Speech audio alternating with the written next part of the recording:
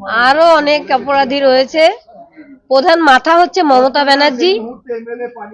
তাকে যদি ধরে একদম জেলে পড়া যায়, সব অপরাধীরা দাম বেরিয়ে আসবে। এবং আমার সেদিন রাতে আমার মেয়ের সঙ্গে যারা ডিনার করেছিল তাদের এখনো ঠিকভাবে তদন্ত হয়নি। আমার মেয়ের যিনি ভিপি সুমিত রায় তফাদার, যিনি এইচওডি অরুণাভ দত্ত চৌধুরী, শুধু প্রিন্সিপাল জেলে আছে। এই ঘটনার সমস্ত মুখ এই মমতা ব্যানার্জির সঙ্গে কলেজ কর্তৃপক্ষ সমানভাবে দায়ী রয়েছে।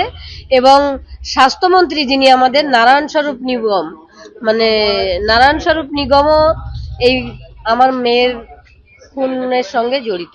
আসবে না কোনোদিনও। বিচার হবে, বিচার হলে হয়তো সমাজ থেকে অপরাধীরা ভয় পাবে, ভয়মুক্ত একটা সমাজ তৈরি হবে। আমি এখন সেটাই চাই। কিন্তু খুশি কি করে হব? মেয়ে তো আমার আর ফিরে আসবে না ঘরে। খুশি হওয়ার কোনো জায়গা নেই।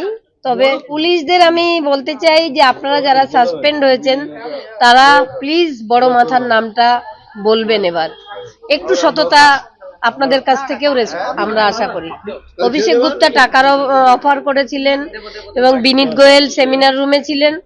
আর যিনি আরেকজন হচ্ছে, ওনার নাম কি, ইন্দিরা মুখার্জি। ইন্দিরা মুখার্জি প্রেস বাইট দেওয়ার সময় সব মিথ্যে প্রেস বাইট দিয়েছেন। কেউ ভেতরে ছিল না। উনি যে বলেছেন ফিঙ্গারপ্রিন্ট এক্সপার্ট, এই এক্সপার্ট, ওই এক্সপার্ট, কিন্তু যারা ভেতরে ছিল তারা ওইসব জন্য নয়, তারা তদন্ত ধামাচাপা দেওয়ার জন্য, তথ্য প্রমাণ লোপাট করার জন্য তারা ভেতরে ছিল।